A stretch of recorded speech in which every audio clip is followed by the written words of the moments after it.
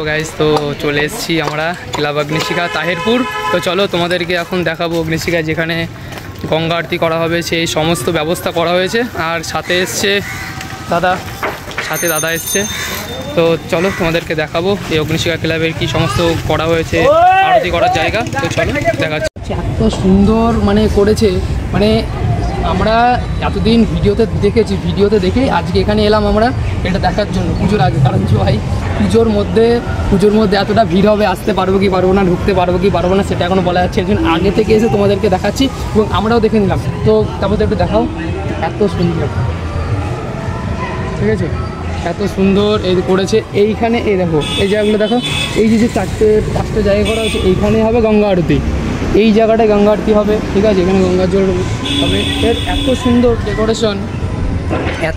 Decoration দেখেছো, মন্দিরগুলো এত সুন্দর করেছে জায়গাটা।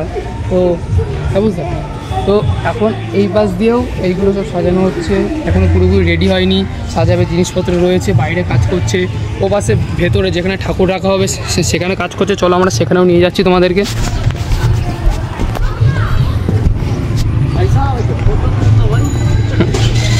তারপরে আমরা একটু এখানে ফটো সেশন করব। ক্লাব অগ্নিশিখা এত সুন্দর, এখানে রয়েছে, এখানেই প্রতিমা রয়েছে,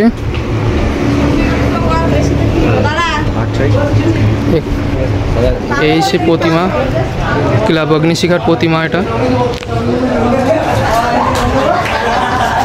এই হচ্ছে ক্লাব অগ্নিশিখার প্রতিমা। তো দেখেছো তোমরা সবাই দেখে নিলে এই ক্লাব অগ্নিশিখার সমস্ত জায়গাগুলো কেমন করেছে, ঠিক আছে। তো চলো আজকের মতো এখানে এইটুকুই, একদম শর্ট স্টোরি।